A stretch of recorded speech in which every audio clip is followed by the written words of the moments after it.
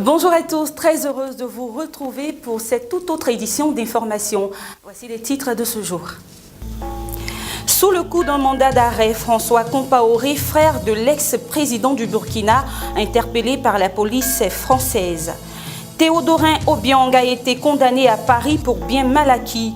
Le vice-président équato-guinéen écope de 3 ans de prison avec sursis. Et puis Catalogne, Barcelone se mobilise pour l'unité de l'Espagne. Plus de détails dans ce journal. Voilà, merci de nous rejoindre sur La Voix Sainte TV. La Fédération des organisations patronales de l'Afrique de l'Ouest a un nouveau président. Le témoin lui a été passé par l'ex-président sortant. C'était au thème d'une assemblée générale ordinaire au plateau à la maison de l'entreprise. Martial Kwasi nous permet d'en savoir un peu plus. Au terme d'une assemblée générale organisée le vendredi 27 octobre 2017, que Jean-Marie Aka, président de la CGC, entendé par la Confédération générale des entreprises de Côte d'Ivoire, a été élu nouveau président de la Fédération des organisations patronales de l'Afrique de l'Ouest, FOPAO. Son coup de plancher lui a été passé par Jean-Kakou Diagou, président sortant. Je cède ma place au président de la CGC pour une question de bonne gouvernance, car le président de la FOPAO doit être celui de la CGC, a déclaré Jean-Kakou Diagou. Il a par ailleurs dressé son bilan des 2 années de mandature à la tête de cette fédération. Nous avons trouvé une FOPAO méconnue à notre ascension aux affaires. Mais grâce au travail et à la politique mise en place, nous sommes parvenus à faire connaître la FOPAO, a-t-il confié. Jean-Marie Aka, désigné nouveau président de la Fédération des organisations patronales de l'Afrique de l'Ouest, a témoigné sa gratitude envers son prédécesseur. Selon lui, cette institution a été conduite au plus haut niveau par le président Diagou.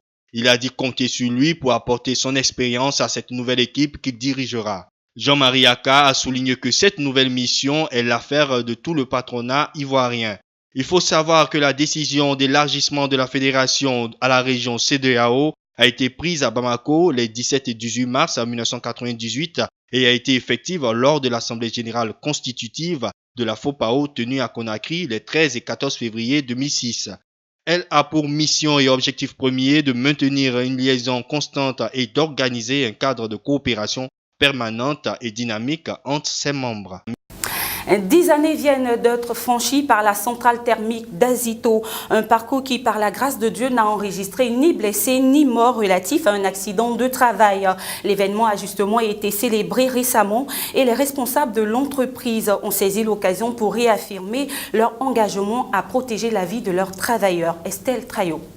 Depuis le 21 octobre à minuit, la centrale thermique d'Azito a dépassé le cap de 10 ans sans accident ayant occasionné un arrêt de travail. L'entreprise a donc voulu marquer cela d'une pierre blanche le vendredi 27 octobre 2017. Chaque jour, une vie qui est préservée est essentielle pour nous, a fait savoir Honora Bois, directeur général de la centrale thermique d'Azito. Mais ce n'est que le début de l'aventure, a indiqué M. Bois, sans autre forme d'autosatisfaction. Cette journée est pour lui l'occasion de prendre de nouveaux engagements en vue de préserver la sécurité des agents sur le site pour maintenir le cap de 0 accident. Tia Innocent, intervenant au nom de la sous-direction de l'inspection du travail de Yopougon, a salué l'initiative. Pour lui, cette cérémonie est la marque sans équivoque du crédit que l'employeur accorde à la santé et la sécurité du travailleur. Il a transmis les félicitations de l'inspection à la direction d'Azito, OEM, et aux travailleurs tout en les exhortant à maintenir le cap en vue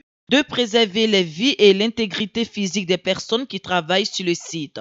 L'autre temps fort qui a marqué la rencontre fut la distinction des différents directeurs généraux qui se sont succédés à la tête d'Azito OEM.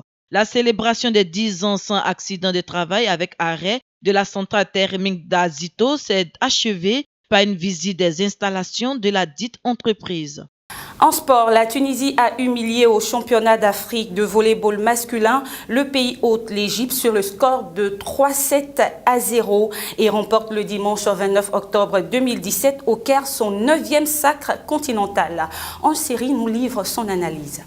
Opposée à l'Égypte, la Tunisie, un véritable concurrent, a endeuillé tout un pays en finale du championnat d'Afrique de volley-ball. Au cours de cette finale mémorable, les Tunisiens ont créé la surprise en battant l'Égypte sur le score de 3-7-0. Les Égyptiens n'ont pas fait le poids face aux Tunisiens qui les ont pris d'assaut dès le premier set, 25-22. Les 2 autres sets étaient à l'avantage des Aigles Carthage qu'ils ont remporté sur le score de 25-20 et 25-15. 14 ans après, les Aigles de Carthage renouent avec le sacre africain et brisent le mythe égyptien après 4 défaites en 6 rencontres. Elle devient le pays le plus titré avec 9 sacres et occupe la première place du classement final du championnat d'Afrique masculin.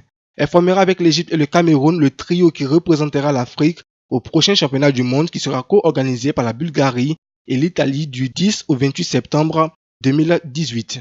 Hors de chez nous, le Burundi est devenu aujourd'hui le premier pays à se retirer de la Cour pénale internationale, en abrégé CPI. L'annonce a été faite par un porte-parole du gouvernement burundais, exactement un an après que le Burundi eut notifié formellement aux Nations Unies sa décision de se retirer du tribunal permanent qui juge les crimes de guerre. Notre commentaire.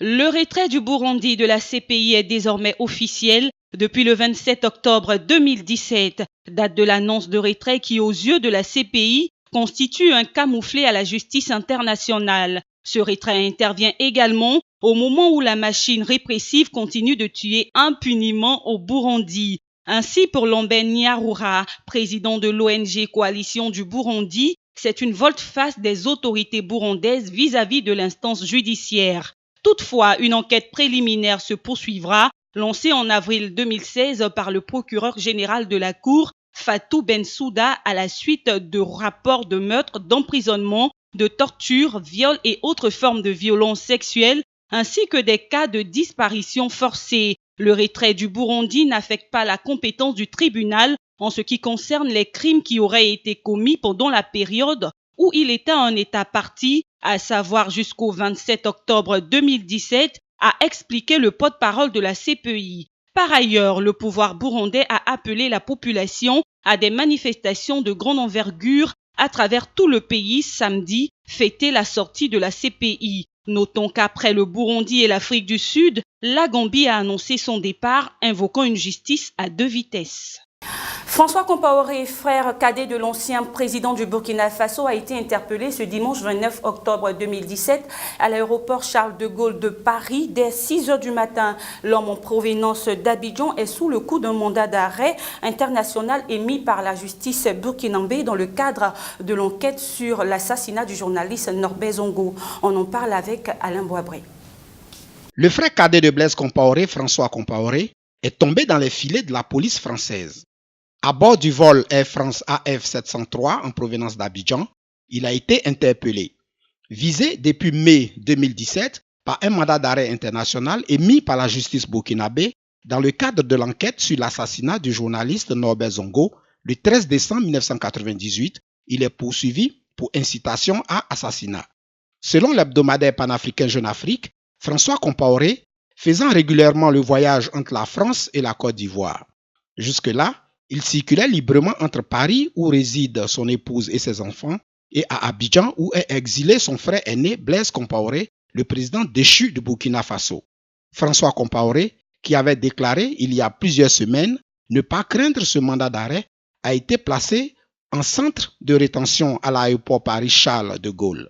Il devrait être présenté au procureur dans les heures à venir pour savoir s'il sera remis en liberté ou gardé en détention.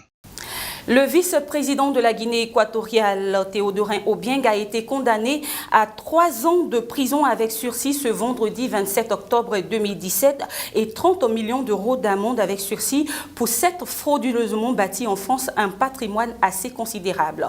Toujours Alain Boabré pour le commentaire.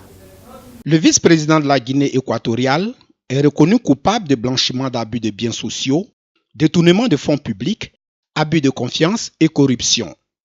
La particularité de ce procès, c'est le tout premier jugement français dans l'affaire des biens mal acquis. Fils du président, Théodorin Obiang Nguema, 48 ans, ne s'était pas présenté lors de son procès. Le tribunal a ordonné la confiscation de l'ensemble des biens saisis, dont un somptueux hôtel particulier, 6 avenue Foch à Paris. La confiscation, décidée vendredi, devra cependant attendre l'issue d'une procédure en cours devant la Cour internationale de justice. Saisie par le gouvernement de Guinée équatoriale, qui conteste les poursuites françaises contre Théodorin Obiang, la Cour internationale de justice a rendu en décembre 2016 une ordonnance selon laquelle la France doit assurer jusqu'à l'issue de cette procédure à La Haye l'inviolabilité de l'immeuble. La peine prononcée par la 32e chambre du tribunal correctionnel de Paris est inférieure à celle requise par le parquet national financier qui avait demandé 3 ans de prison ferme et une amende ferme de 30 millions d'euros ainsi que la confiscation des biens. Finalement, le vice-président de la Guinée équatoriale a été condamné à 3 ans de prison avec sursis et à 30 millions d'euros d'amende avec sursis pour s'être frauduleusement bâti en France un patrimoine considérable. Enfin, quelques jours après la proclamation de l'indépendance de la Catalogne, les rues de Barcelone ont été prises d'assaut par plusieurs centaines de milliers de personnes pour revendiquer l'unité de l'Espagne, criant ainsi leur indignation à la sécession de la Catalogne d'avec l'Espagne. Selon les chiffres de la police et des affirmations de la préfecture et des organisations, ce sont plus d'1 million de personnes qui se sont mobilisées. France Conan. La grande avenue de Passeig de Gracia était noire de monde ce dimanche 29 octobre 2017. Drapeaux catalans, espagnols et européens sur leurs pancartes, leurs t-shirts ou dans leurs mains. Les manifestants ont crié tout au long du rassemblement de colère contre l'indépendance de la Catalogne. Les anti-indépendantistes sont venus de toute la Catalogne. De nombreuses personnes se sont succédées à la tribune. Teresa Frexa, spécialiste en droit constitutionnel catalan, a tenu à réaffirmer les valeurs et l'indivisibilité de l'Espagne. La COP, le parti de gauche radical indépendantiste, organisait dimanche à Sabadell, non loin de Barcelone, une conférence de presse pour dénoncer l'utilisation de l'article 155 par Madrid. Les députés de la COP ont aussi réagi à la manifestation anti-indépendance qui s'est déroulée dimanche après-midi. Calrera est l'un d'entre eux. S'il salue le fait que les citoyens sortent dans la rue pour exprimer leur opinion, il dénonce l'attitude de Madrid qui chercherait à créer le trouble. Voilà, c'est la fin de cette édition. Merci d'y avoir pris part. On se retrouve très bientôt. Au revoir.